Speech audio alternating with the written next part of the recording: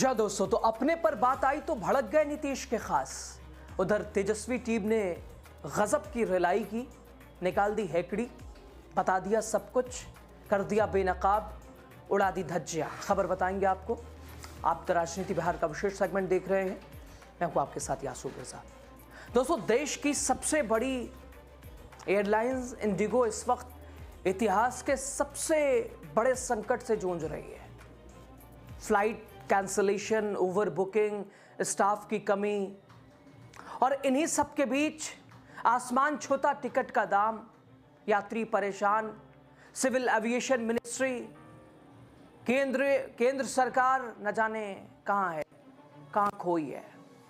इधर आपदा में अफसर मॉडल आम हो चुका है, और तो और पूरा मामला अब राजनीतिक रंग भी ले चुका है। डीजीसीए को सस्पेंड किया जाए, पैसे लौटाए जाएं, नहीं तो मैं भूख हड़ताल पर बैठ जाऊंगा।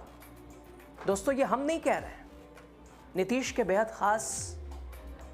जी हां, कहते ही हैं जब अपने पे बीतती है तब आता है समझ, वरना क्या फर्क पड़ता है, अपना काम तो बन चुका है, अब भाड़ में जाए जनता। लेकिन साबिक नेता के ऊपर जब आप बीती तो उसने खुद, उसका अंदाज खुद बदल गया, तेवर उसका बदला सा है। तो भाई साहब, अंदाजा तो होना चाहिए कि लोग कितने परेशान हो रहे हैं। वो आम लोगों की कुछ चिंता विंता है? वो जो 3 दिनों से बेचारे कोई रिस्पांस देने वाला नहीं है, रिफंड के नाम पे 40% पैसे काट दिए जा रहे हैं, और विकल्प के नाम पर नीलामी हो रही है, पैसों का खेल हो रहा है। लेकिन आम जनता की ये दर्द उनका कौन सुनेगा, कौन बोलेगा। लेकिन यहां देखिए, नीतीश के खास नेताजी है, जब अपने ऊपर बीती तब समझ आया कि कितनी बड़ी चिंता की बात है ये, कितनी बड़ी मुसीबत है ये। साहब, आप जब, चूंकि नेताओं का हाल खराब है यहां पे पैसों के लेन देन से, तो आम जनता बेचारी वो कहां खड़ी है। दोस्तों, एक खास बातचीत में जेडीयू के पुराने नेता, कद्दावर नेता नीतीश के खास केसी त्यागी इतने गुस्से में दिखाई दिए, लगा कि साहब जनता की उन्हें फिक्र नहीं है, लेकिन अपनी फिक्र है। अपने ऊपर जब बीती है तो उससे वो बता रहे हैं। उन्होंने बताया कि उनकी बेटी की मुंबई में परीक्षा थी, एग्जाम था, और इसी मजबूरी का फायदा उठाते हुए एयरलाइंस ने उनसे 41,000, हालांकि इससे पहले दोस्तों हमने एक प्रोग्राम, आप जाके देखिएगा, चैनल पे होगा, ये आपदा में अफसर वाला पूरा खेल विद डिटेल आपके सामने हमने रखी थी, आप वो विश्लेषण जरूर देखिए जाके।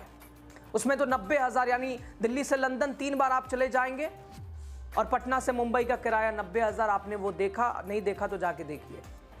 यहां केसी त्यागी साहब कह रहे हैं कि 41,000 रुपये, अरे साहब 90,000 रुपये दे के लोग ट्रैवल कर रहे हैं, उनका दर्द तो जानिए।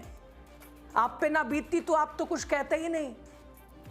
लेकिन जब बेटी की बात आई तो साहब कह रहे हैं पैसे लौटाओ, नहीं तो भूख हड़ताल करेंगे। अरे आमतौर पर दोस्तों, राजनेताओं को किसके लिए, जो कि खड़े होते हैं, वो कुर्सी तक पहुंचते हैं जनता की बदौलत, एक गवर्नमेंट बनती है, to the people, for the people, by the people.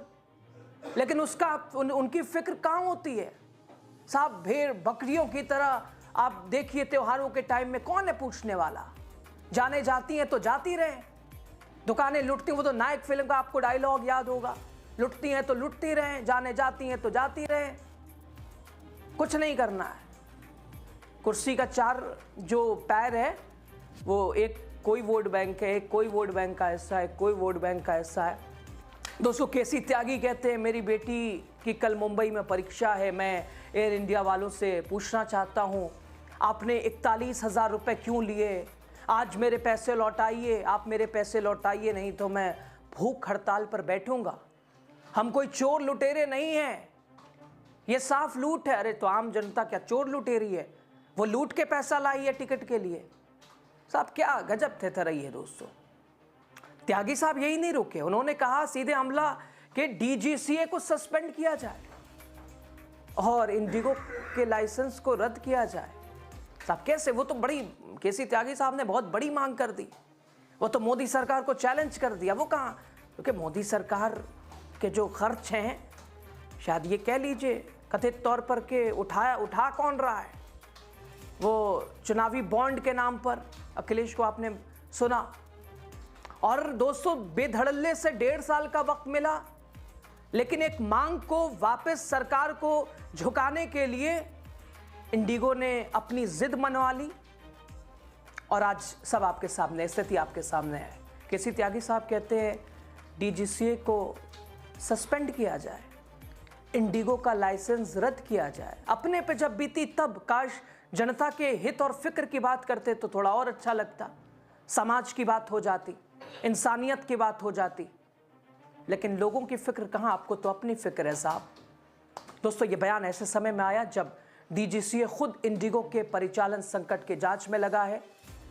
उधर डीजीसीए ने इंडिगो के सीईओ को शॉकॉज नोटिस दिया, लेकिन कोई खास उसका जवाब ही नहीं है, क्योंकि 1.5 साल में जब कोई व्यवस्था नहीं की इंडिगो ने, तो अब साहब ये 24 घंटे, 25 घंटे, 48 घंटे में क्या उखाड़ लेगा। टिकट का दाम दूसरे एयरलाइंस वाले लूट रहे हैं, आपदा को अवसर में बना रहे हैं। कारण बताया जा रहा है कि भाई फ्लाइट कम है, डिमांड ज़्यादा है। तो ये तो 14 के बाद से ऐसी माहौल ही गढ़ा गया है, जहां जिसकी डिमांड बढ़ जाए वहां लूट मचा दो।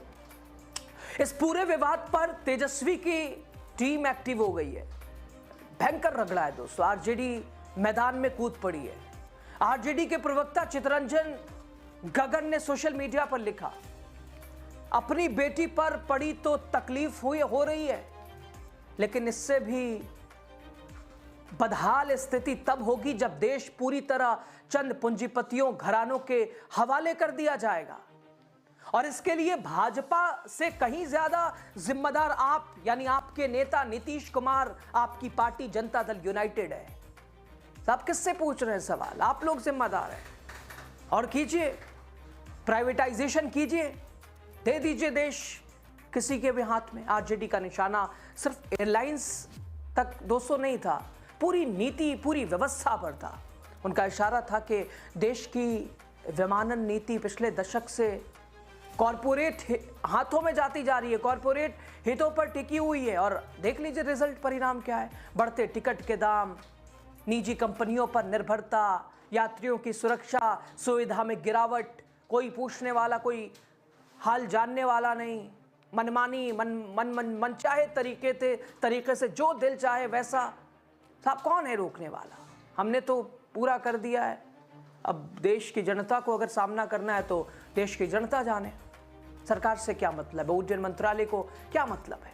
डीजीसीए को क्या ही फर्क पड़ता है? भाई 65% भागीदारी इंडिगो की है, वो दोस्तों मैटर करता है। खैर, ये वही मुद्दा जिन पर विशेषज्ञों द्वारा लगातार सवाल उठाए जा रहे हैं।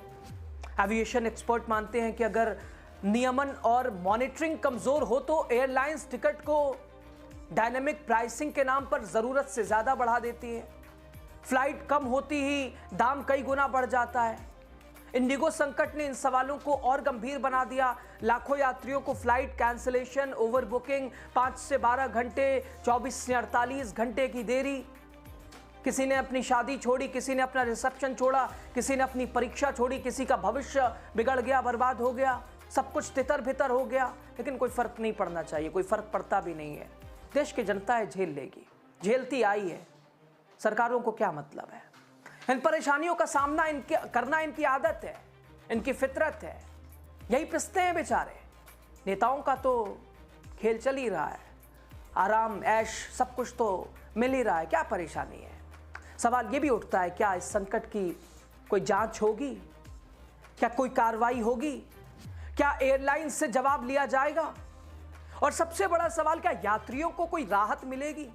इधर राजनीतिक दलों के बीच भी गर्माहट है। मुद्दे पर सरकार की नीतियों को कटघरे में लगातार विपक्ष खड़ा कर रहा है।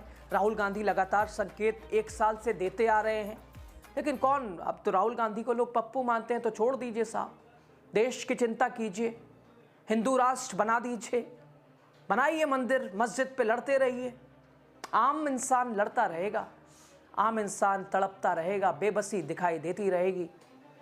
और केसी त्यागी साहब को याद आया है कि और वो भी जब बेटी का टिकट देना पड़ा है, धरने पे बैठेंगे, भूख हड़ताल करेंगे, देश की जनता को देख लीजिए ना साहब। केंद्र सरकार अब तक इस पूरे मामले पर कुछ खास बोलने के मूड में है ही नहीं है, चुप्पी है, खामोशी है। इंडिगो संकट सिर्फ एक एयरलाइंस की तकनीकी या परिचालन की समस्या नहीं दोस्तों, ये देश में विमानन व्यवस्था, नियामक संस्थाओं, उपभोक्ता अधिकारों पर एक बड़ा सवाल है, गंभीर सवाल है। जब तक यात्रियों की सुरक्षा और उनका आर्थिक हित प्राथमिकता में नहीं बनता है, ऐसी स्थिरता बार बार सामने आएगी। राजनीतिक बयानबाजी के बीच आम नागरिक सबसे ज्यादा नुकसान उठाता रहेगा, उठाता रहा है। फिलहाल केसी त्यागी अपनी लड़ाई जारी रखने की बात कर रहे हैं और आरजेडी इस मुद्दे को व्यापक आर्थिक नीतियों से जोड़ रही है। देखना होगा ये बयानबाजी क्या सीमित रहेगी या एयरलाइंस को सही मायनों में कोई जवाब देना पड़ेगा, कोई कार्रवाई होनी होगी भी या नहीं होगी। बताइए आपकी राय क्या है।